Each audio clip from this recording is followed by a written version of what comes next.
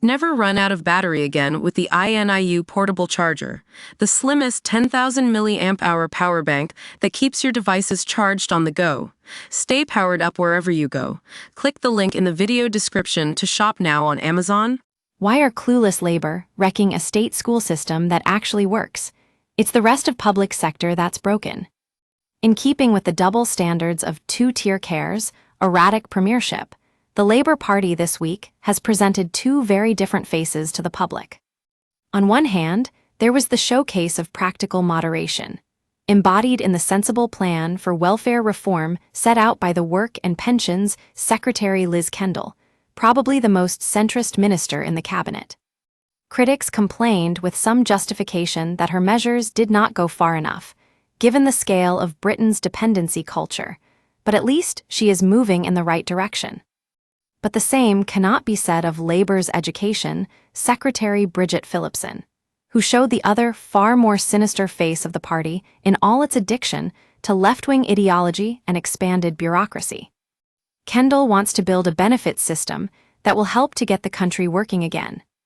Phillipson wants to take a wrecking ball to an education system that is actually working. The entire thrust of Phillipson's program is to overturn the progress made in schools over recent decades and bring back the failed model of centralized control. Consumed with class envy, contemptuous of excellence, she is like a miserable Marxist relic of the 70s in her eagerness to appease the unions and put socialist dogma before the needs of pupils. Her approach is causing despair and outrage among many in the education field. Only this week, Amanda Spielman, the former head of the school's inspectorate Ofsted, delivered a withering attack on Phillipson's proposals for change, which she warned will mean that schools will lose their freedoms, exams their integrity, and inspectors their rigor. In place of the push to raise standards, she concluded, there will be a process of leveling down. The tragic irony of this upheaval is that recent state education in Britain is a remarkable success story. Other parts of the public realm, like the NHS, the railways, and the prison service, are mired in crisis, but it is very different in schooling. In core subjects, England is among the best-performing nations in the world. Global test outcomes for 2022 revealed that Year 5 pupils here, essentially primary school pupils aged 9 and 10, were ranked in 5th place for science and in 9th for maths.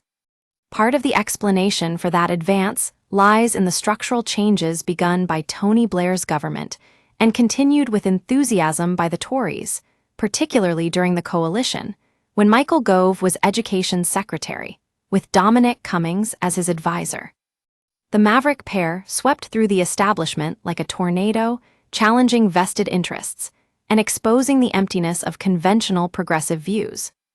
Crucially, the stranglehold of the blob, as Gove and Cummings called the nexus of bureaucrats, experts, trade unions, and campaigners who ran the ineffectual system, was broken by the creation of academies and free schools that were allowed to take responsibility for lesson content, staff recruitment, admissions, and discipline.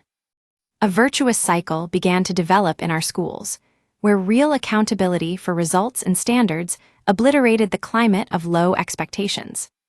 But there is now a real danger that all this good work could be undone. This week saw a return to the Commons of Phillipson's Children's Wellbeing and Schools Bill, which will massively curb the autonomy of academies and revive the domination of Whitehall and municipal domination. Because they have been so successful in the recent past, these academies account for 82% of all secondaries. Sadly, under Phillipson's influence, they will become nothing more than traditional, mediocre, local authority schools. Other steps are likely to be just as destructive. The extension of VAT to private school fees has done nothing except polish Labour's credentials for waging the class war and increase the burdens on the state by generating a sudden exodus from the independent sector. In the same disturbing vein, the feminist academic Becky Francis yesterday published the interim findings of her review into the national curriculum and assessment regime, which she was commissioned by Phillipson to lead. In the past, Francis has criticized the Blair government for its obsession with academic achievement, So it is no surprise that her report was filled with the kind of hand-wringing concerns that are typical of the left. So she proposed cutting GCSEs to reduce the stress on pupils, with greater emphasis to be put on coursework, while she also blathered about the need to increase diversity in the curriculum. The trade unions, especially the National Education Union led by Daniel Kebed, are keen advocates of this kind of identity politics, demanding embedded anti-racist and decolonized approaches and reading material that subverts racial biases. Language like that finds fertile ground in Phillipson's fiefdom.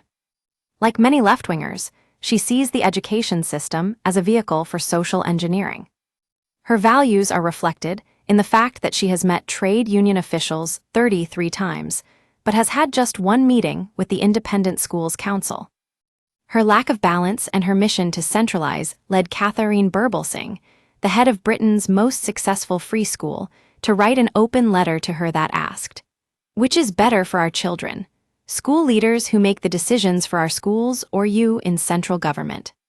The answer is obvious, but Phillipson is too blinkered to act on this truth.